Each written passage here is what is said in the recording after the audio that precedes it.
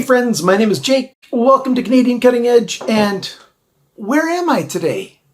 Same place I've always been.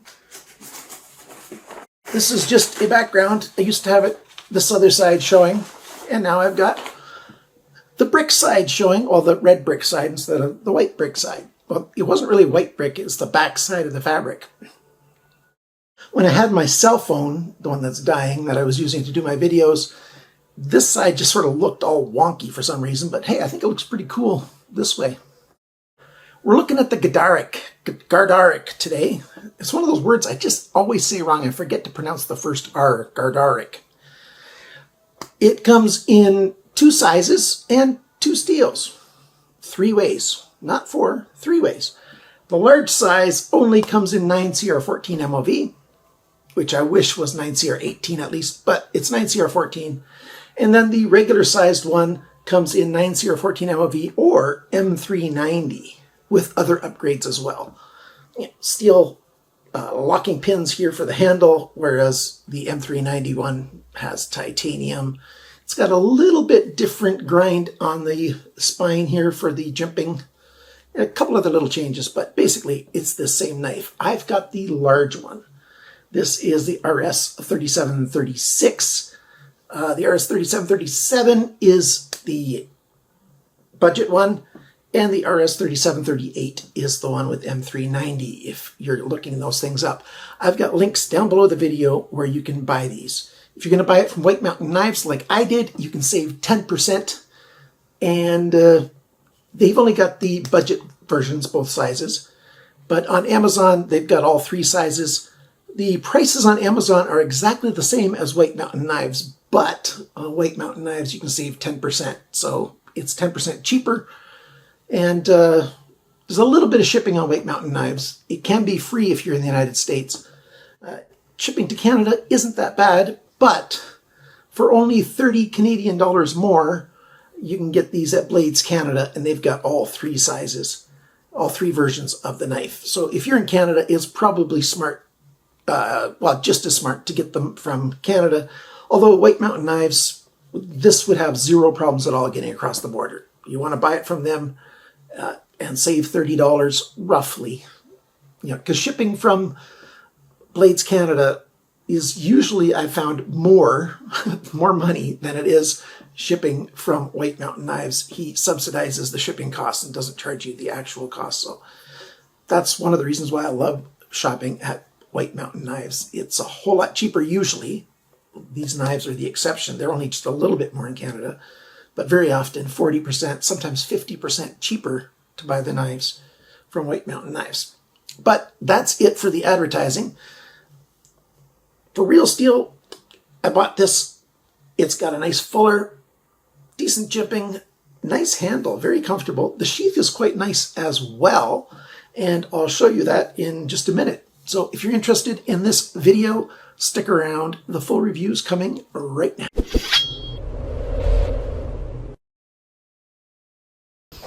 All right, here's the knife, and here's the sheath. We've got a Kydex sheath.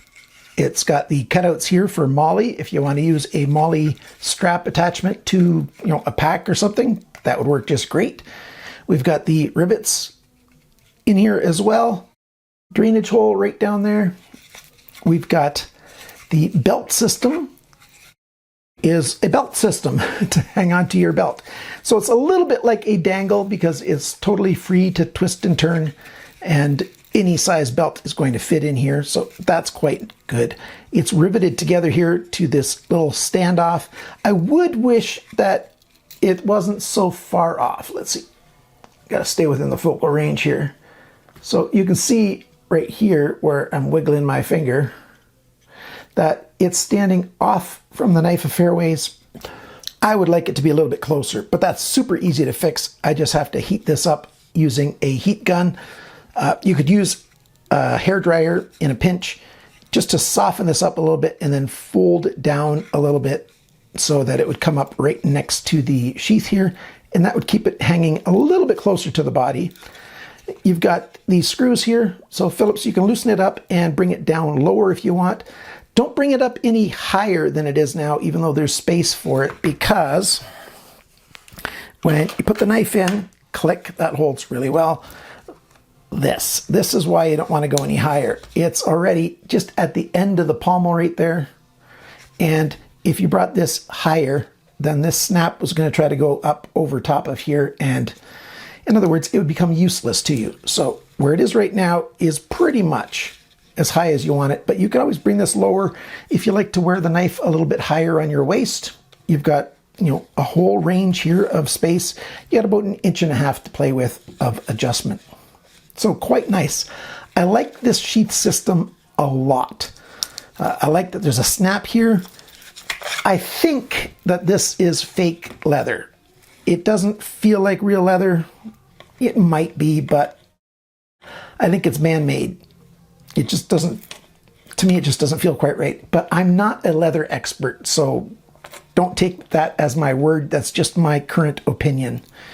It's sewn on 2 spots instead of just 1, so that's quite good. And I do prefer snaps.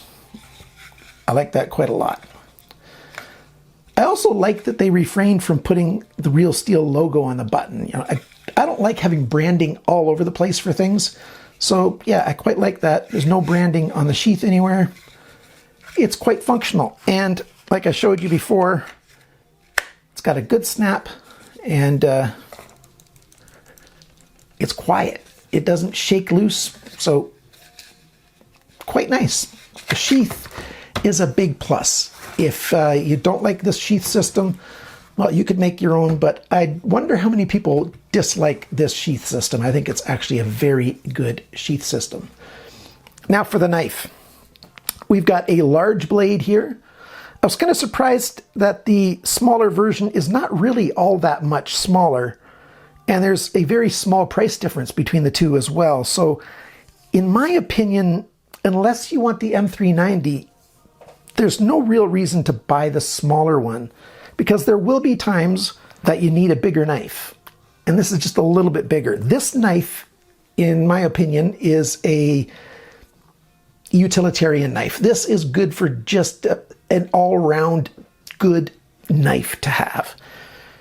You could use it as a survival knife, no problem. It's great for puncturing. You can use it for batoning. It's thick enough back here and strong enough for that. It's got a decent grind on it. It's a saber grind, which is a flat grind that doesn't quite come up to the spine. It's decent. It's well made. Nice drop point. It's almost a spear point tip here, which makes it great for piercing. The swedge up here helps along a little bit for getting into things. It's not a major swedge, and keeping the swedge not too deep inside helps make it decent still for doing some light batoning. I don't believe in batoning for batoning's sake. If you've got a branch that's big and wide like this, I don't suggest batoning right down the middle. I always suggest, take off the slivers that you need. Saves your blade as much as possible, lowers the risk as much as possible, and still gets you the net result that you're looking for. So that's what I say about batoning.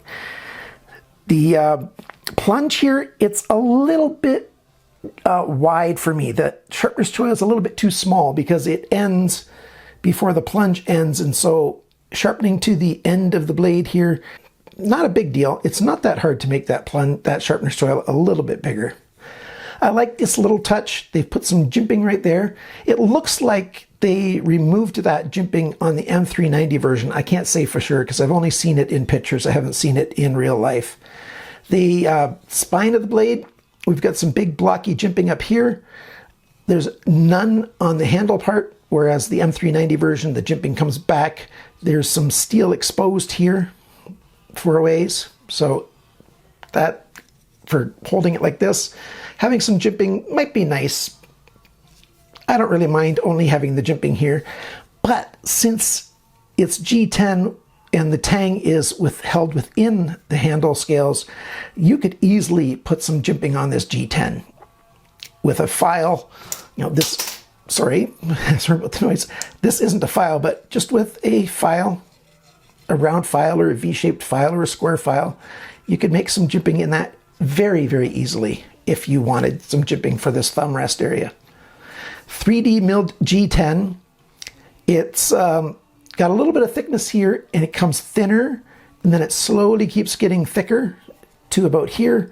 Comes a tiny bit thinner, and then it swells right at the end of the handle. So it's actually a very comfortable knife. Any grip that I've held this thing in, it is very comfortable indeed. They did a good job. By the way, the designer, you can see the name right there. It's Ivan Dmitrievich. Oh, well, I'm not even going to say.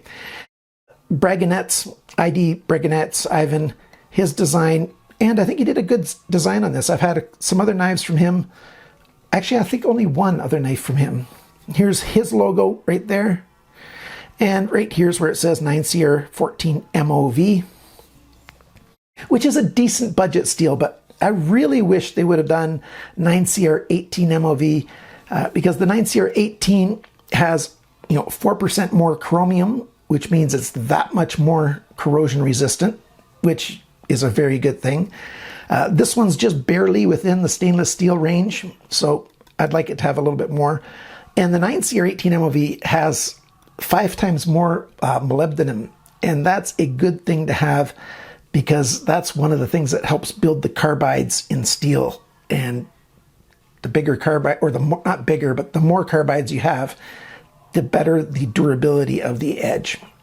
So this is a budget steel on this knife, but the price matches. Like for what you get in the sheath and the rest of it, I think the price, it really is a good price for what you're getting.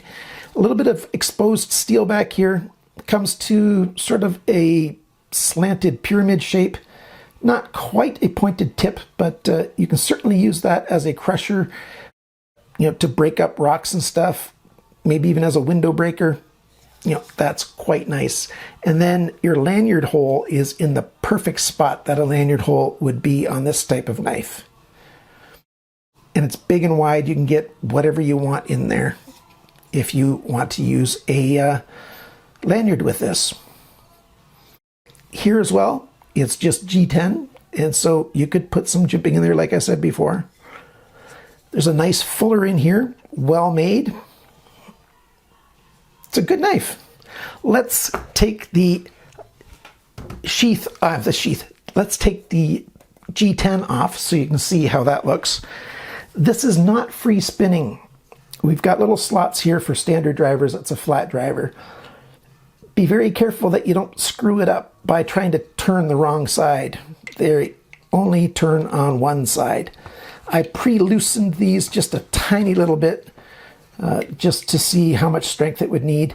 There's, I don't think there is Loctite in here. Let me see. Yeah, there's no Loctite in these. So it's not going to be terribly hard for anybody to take these apart. You need a 5mm wide flat driver. Any wider and it's not going to fit. It's coming now. So there is sort of you could technically call this a rat tail tang, and see how deep it is, the G10 here off the steel, so you could easily get some really nice jimping in there, really nice jimping on the belly here if you want to. Here's these D-shaped pins with the D-shaped holes that it goes into. So a very good design. You get a lot of strength from a nice thick chunk of steel back here. It's the full thickness of this tang. So yeah, you really don't need it to be exposed to be strong. It's a well-made knife indeed. Not too hard for you to make your own handle scales if you want to change them. And I'll put this back together off screen. And now let's go over all the sizes, dimensions, and stuff. This tape measure will be on the screen while I go over those things. First, let's talk about the weight of this knife. 229 grams, 8.08 ounces. The sheath is 82 grams, which is 2.8 something. My writing's too messy. 2.88 ounces for the sheath system. Together, we've got 311 grams, 10.97 ounces, so 11 ounces basically for the whole kit here. That's not bad at all for a big knife. The cutting edge length 13.67 centimeters, which is 5.382 inches.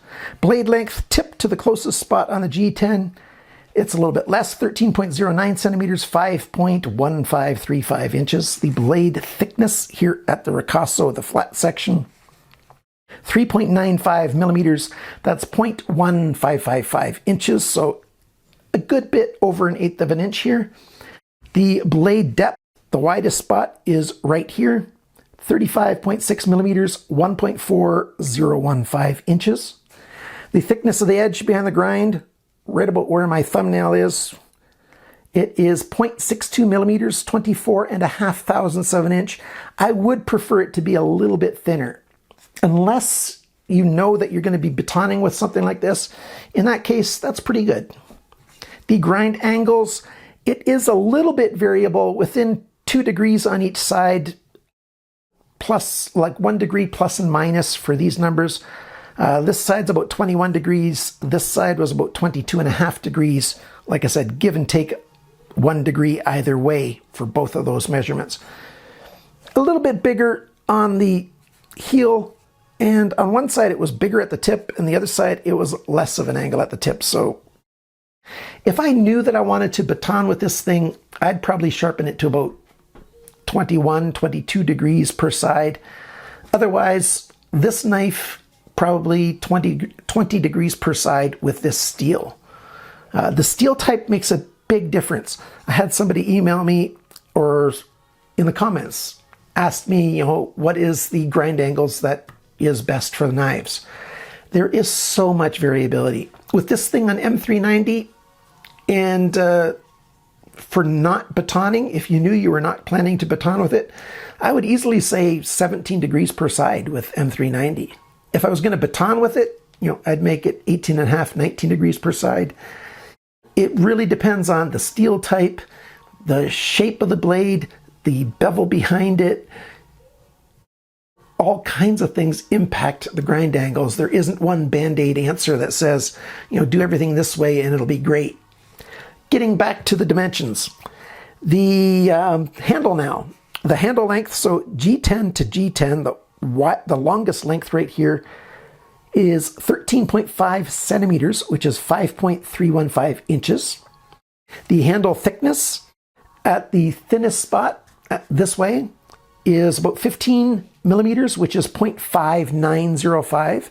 And at the thickest spot back here, it is 19.4 millimeters, which is 0.764 inches.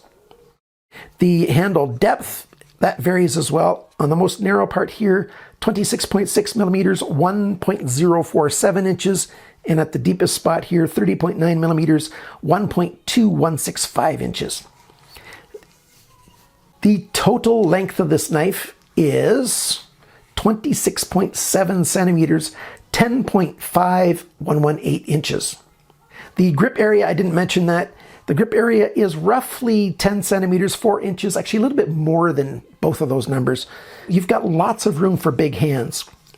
How sharp did they make this at the factory? I got 135 bests when I did my tests. I always test them 3 times with my sharpness testing equipment, and then I round out the numbers. All right, pros and cons for this knife. I love the design. This design is a perfect utilitarian knife. You've got a multi-purpose blade, great for piercing into things if you need to. It's heavy duty enough, for batoning if you need to. Big enough for shelter building, yet small enough to be useful and not an annoyance, either on your hip or in your hand. The handle shape, very comfortable, very easy to use, not hot in the hand at all, not hard to take apart if you need to clean it out for whatever reason. It's a very, very good design.